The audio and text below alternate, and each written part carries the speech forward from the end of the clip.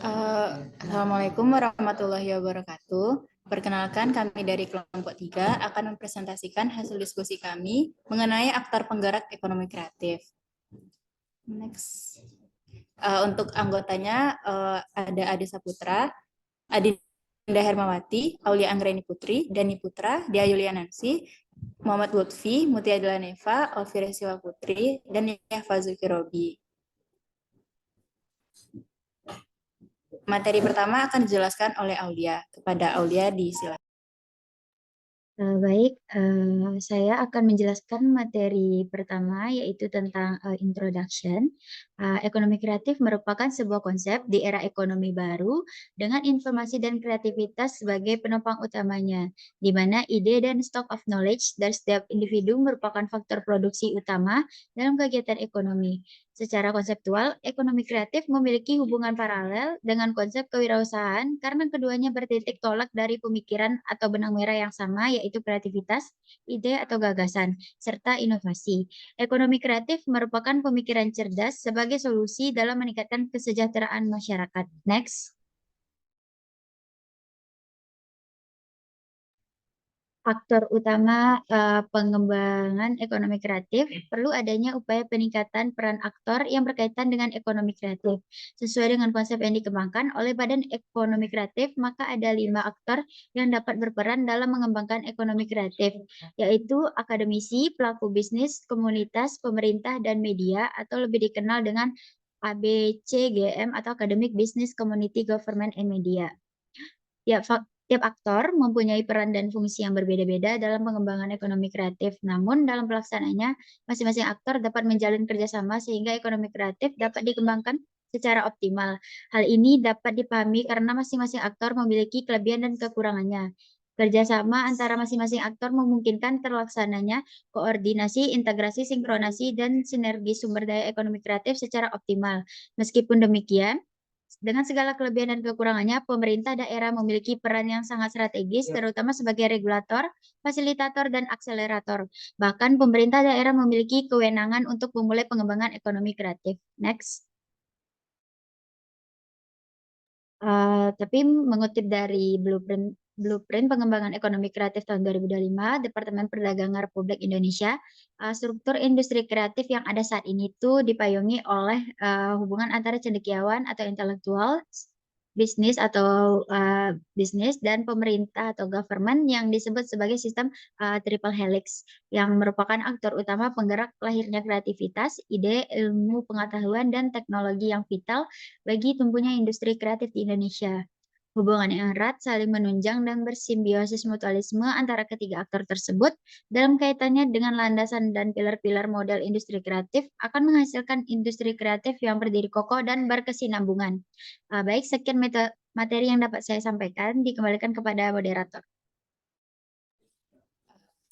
Terima kasih kepada Aulia. Selanjutnya akan dijelaskan oleh Dea. Kepada Dea, disilakan.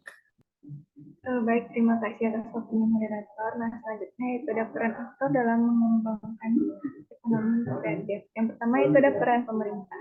Nah, peran pemerintah yang pertama itu adalah sebagai regulator. Nah, regulator ini berperan sebagai pihak yang menghasilkan kebijakan-kebijakan yang berkaitan dengan masyarakat.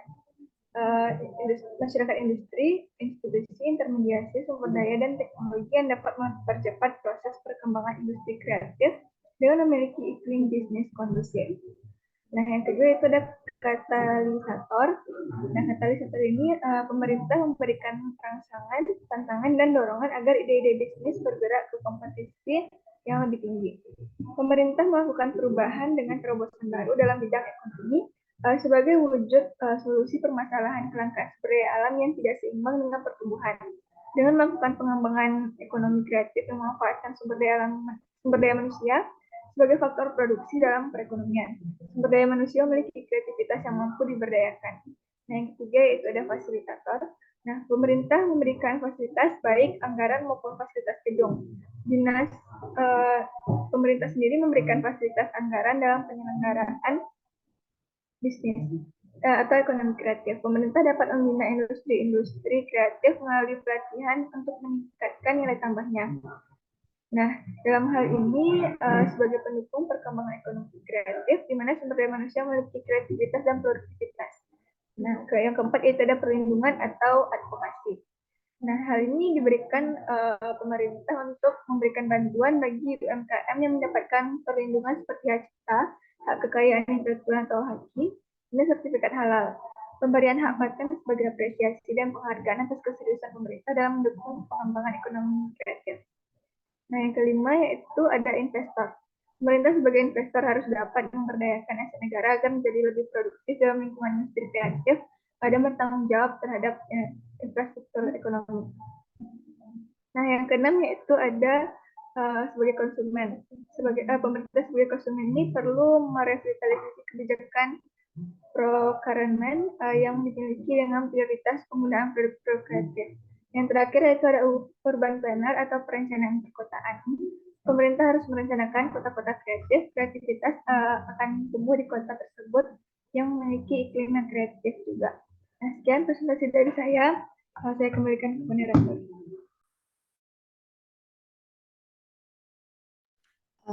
Terima kasih kepada Dea. Selanjutnya akan saya jelaskan sendiri. Yang kedua yaitu peran bisnis. Yang pertama yaitu untuk sebagai pencipta dari produk jasa kreatif dan menciptakan lapangan pekerjaan. Nah, bagi individu-individu yang kreatif, peran bisnis itu menciptakan produk dan jasa yang dapat digunakan oleh masyarakat. Nah, yang kedua sebagai pembentuk komunitas dan entrepreneur kreatif, yaitu sebagai motor yang membentuk ruang publik tempat terjadinya sharing pemikiran, mentoring yang dapat mengasah kreativitas dalam melakukan bisnis di industri kreatif, bisnis coaching atau pelatihan manajemen pengelolaan usaha di industri kreatif. Next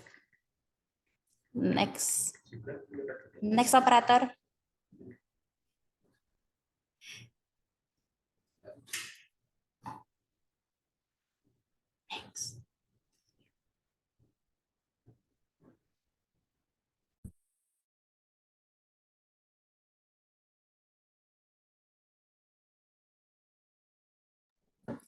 Selanjutnya yaitu peran cendekiawan. Ada 4 peran cendekiawan.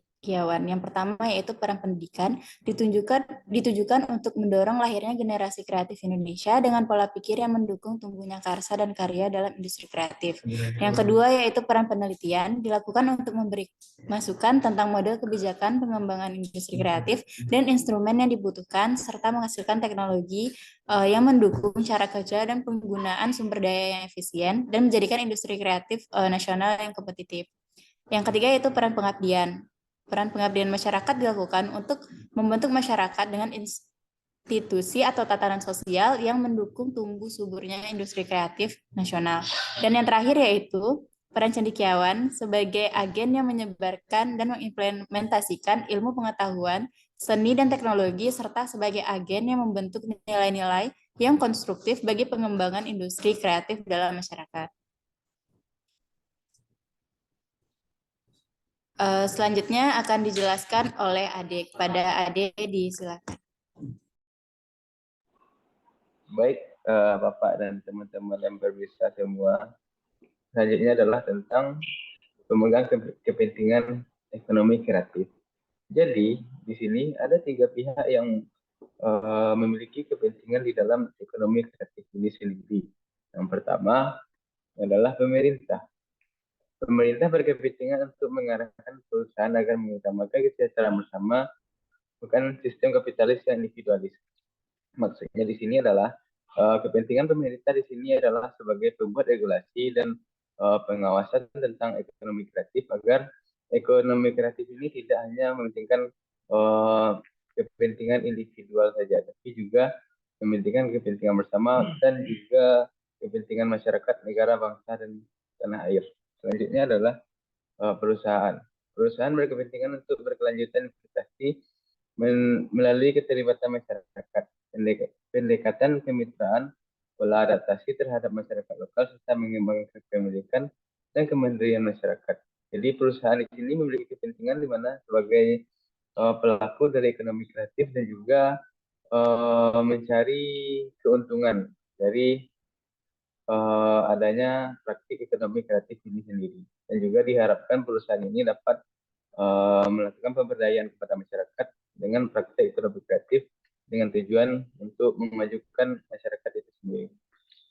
Selanjutnya adalah masyarakat. Pemegang kepentingan yang terakhir adalah masyarakat, di mana masyarakat berkepentingan untuk berpartisipasi pemberdayaan dan kepemilikan usaha. Jadi masyarakat adalah selaku pelaku dari ekonomi kreatif itu sendiri, yang mana masyarakat itu memiliki peran yang sangat penting, dan ekonomi kreatif ini tidak akan mungkin berjalan apabila tidak ada masyarakat. Jadi masyarakat ini kepentingannya adalah berpartisipasi dan mengembangkan kepemilikan usaha di bidang ekonomi kreatif itu sendiri. Selanjutnya akan dikembalikan kepada moderator. Terima kasih kepada Ade. Selanjutnya akan dijelaskan oleh Adinda. Kepada Adinda, disilakan.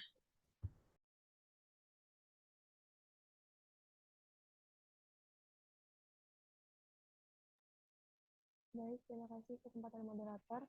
Jadi saya akan membahas mengenai pelaku dalam ekonomi kreatif. Nah, di sini setelah diatur dalam Undang-Undang tentang Ekonomi Kreatif, pelaku ekonomi kreatif yang diatur dalam Undang-Undang tentang Ekonomi Kreatif pada bab 1 pasal 1 ayat 5 mengatakan bahwa pelaku ekonomi kreatif itu adalah orang atau sekelompok orang yang melakukan aktivitas kreatif dan inovatif yang bersumber dari keintelektualan yang bernilai ekonomis. Nah, pada bab 4 tentang sumber daya terpadu Ekokraft, bagian ke-1 pasal 9 menyebutkan bahwa pelaku ekonomi kreatif dan pengusaha ekonomi kreatif merupakan aspek utama dalam keberlanjutan ekonomi kreatif. Nah, mitra ekonomi kreatif ini sendiri adalah orang yang bekerja sama dalam menjalankan kegiatan yang ada di dalam ekonomi kreatif yang terdiri dari 2 orang atau lebih. Next, moderator, operator.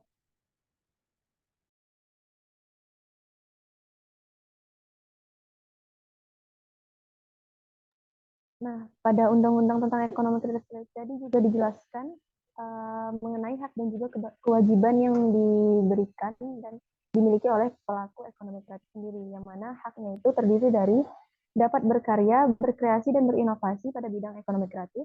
Yang kedua, memperoleh kesempatan yang sama untuk menumbuhkan dan mengembangkan kegiatan ekonomi kreatif. Yang ketiga, mendapatkan perlindungan hukum. Dan yang terakhir, mendapatkan jaminan dan dukungan serta fasilitas dari pemerintah selaku pemegang kepentingan dan juga pemerintah daerah. Nah, adapun kewajiban yang harus dilaksanakan oleh pelaku ekonomi kreatif sendiri yaitu memiliki kreativitas, keterampilan, keahlian, dan juga inovasi dalam bidang ekonomi kreatif, dan juga harus menjunjung tinggi nilai-nilai agama, etika, moral, kesusilaan, dan juga budaya bangsa dalam menjalankan kegiatan ekonomi kreatif. Nah, adapun peran dari pelaku ekonomi kreatif sendiri yaitu menjalankan kegiatan ekonomi kreatif dengan sebaik-baiknya dan juga dengan penerapan inovasi yang sebaik mungkin. Jadi sekian dari saya, dikembalikan ke moderator.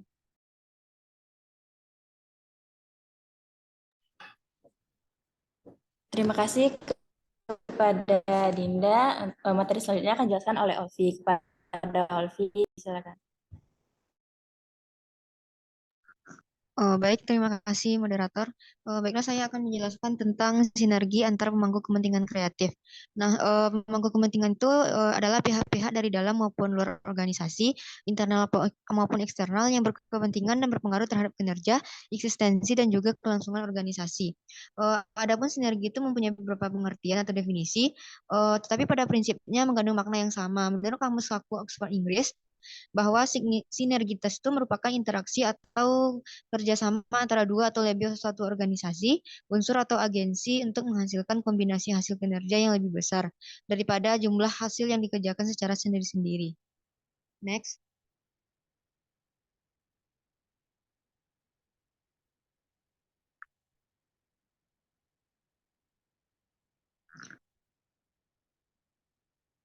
Adapun sinergi itu dalam konteks manajemen yaitu bekerja sama untuk mencapai tujuan secara maksimal. Setiap anggota dia dalam organisasi maupun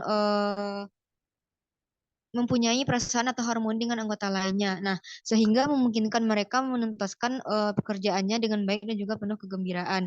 Nah, syarat utama penciptaan sinergi terlihat dari kepercayaan, komunikasi yang efektif, feedback yang cepat, kreativitas. Nah, dari beberapa pengertian itu menunjukkan bahwa sinergitas itu sangat penting dalam kelompok atau tim atau organisasi maupun suatu agensi. Sinergitas itu merupakan hasil menciptakan suasana lingkungan di mana orang-orang yang berbeda dapat saling memberi sumbangannya berdasarkan kekuatan masing-masing, sehingga hasilnya lebih besar dibandingkan dikerjakan secara sendiri-sendiri.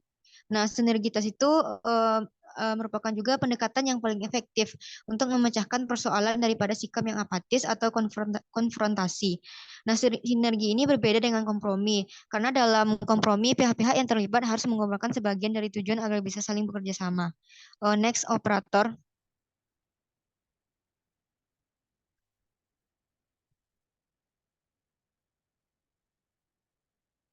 Uh, Kekuatan sinergi itu tersusun atas yang pertama itu kerjasama dalam lingkungannya, partisipasi dan kesepahaman. Selanjutnya ada aplikasi praktis dan juga 4 penilaian terhadap perbedaan. Nah, adapun faktor positif yang mempengaruhi proses sinergi yaitu yang pertama itu ada kepercayaan, yang kedua ada keterbukaan, yang ketiga ada transparansi, yang keempat ada saling menghormati, dan yang kelima ada pengakuan jasa, yang keenam ada persahabatan dan yang ketujuh ada ketulusan. Adapun faktor negatif dari yang mempengaruhi proses sinergi ini yaitu yang pertama tuh minimnya komunikasi, yang kedua kurangnya pemahaman, yang ketiga aturan yang tidak terdefinisi, yang keempat tidak ada kejelasan sasaran, yang kelima pemimpin yang tidak berpengalaman, yang keenam manuver politik, yang ketujuh eh, balik lagi operator. Yang ketujuh ada perfeksionisme dan yang terakhir ada konflik-konflik nilai perseorangan. Baiklah, sekian materi dari saya kembalikan kepada moderator. Baik, terima kasih kepada Olvi. Materi selanjutnya akan dijelaskan oleh Lutfi. Kepada Lutfi, disilakan. Oh, baiklah. Saya akan menjelaskan yaitu tahap proses kreatif. Menurut Graham Walsh, dalam bukunya The Art of Talks, menyatakan bahwa proses kreatif itu terdiri dari 4 tahap. Nah, tahap pertama itu adalah tahap persiapan. Jadi dalam tahap persiapan itu, yaitu mempersiapkan diri untuk memecahkan masalah dengan mengumpulkan data atau informasi, mempelajari pola berpikir dari orang lain dan bertanya pada orang lain. Selanjutnya itu tahap inkubasi. Pada tahap ini, pengumpulan informasi dihentikan. Individu melepaskan diri untuk sementara dari masalah tersebut. Ia tidak memikirkan masalah tersebut secara sadar, tetapi mengeramkannya dalam alam prasadar. Selanjutnya itu tahap eliminasi. Tahap ini merupakan tahap timbulnya insight atau AHR bisnis, yaitu munculnya inspirasi atau gagasan baru. Selanjutnya itu tahap verifikasi. Tahap ini merupakan tahap pengujian ide atau kreasi baru terhadap sebuah realitas. Di sini diperlukan pemikiran kritis dan konvergen. Proses divergi ini atau pemikiran kreatif harus diikuti dengan proses konvergensi atau pemikiran kritis. Setelah berhasil melewati proses tersebut, maka lahirlah sebuah inovasi. Inovasi adalah tentang bagaimana seseorang mengimplementasikan kreativitas terhadap sesuatu menjadi suatu kombinasi baru dan dapat menghasilkan pemecahan masalah. Definisi baru ini tidak selalu berarti secara original, melainkan kebaruan atau diperbarui. Yang berarti juga adalah improvement, karena inovasi tidak harus selalu berwujud barang atau jasa baru, melainkan juga perbaikan atau pengembangan dari barang atau jasa yang telah ada. Terima kasih, saya kembalikan kepada moderator. Terima kasih kepada Lutfi. Materi selanjutnya akan dijelaskan oleh Robi. Kepada Robi, disilakan. Baik, terima kasih moderator. Di sini selanjutnya pembahasan terakhir saya akan menjelaskan tentang tadi sudah jelaskan sebelumnya pentingnya kreativitas dalam bisnis dan ada tahap-tahapnya. Dan terus bagaimana sekarang gitu cara meningkatkan kreativitas dalam bisnis ini. Nah, di sini ada 6 cara dalam meningkatkan kreativitas dalam berbisnis. Yang pertama itu ada berpikir positif. Nah, berpikir positif ini kita harus berpikir positif dan dilarang berpikir negatif.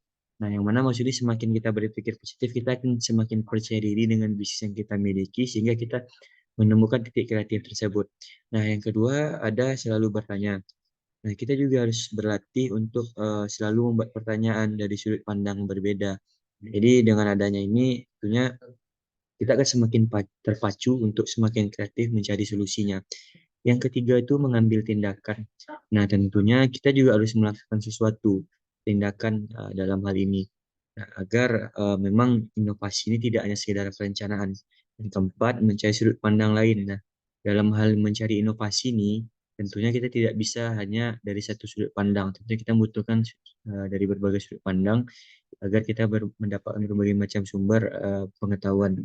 Yang kelima, ada mencari informasi sebanyak-banyaknya. Tentu dalam menentukan inovasi, dalam adanya kreativitas, tentu harus kita mendapat informasi agar kita bisa menghasilkan yang berbeda dan yang lebih bervalue daripada pesaing kita, misalnya jika kita dalam perusahaan. Dan yang keenam, tentunya mungkin yang cara yang terakhir ini mungkin memang hampir di seluruh bagaimana dalam cara peningkatan ini ada gitu, disiplin. Tentunya setelah kita dari 5 tahap tadi kita harus disiplin, harus taat dalam melaksanakan, harus mungkin istiqomah, ya kan? Mungkin itu saja yang bisa saya sampaikan. Saya kembalikan kepada moderator. Terima kasih.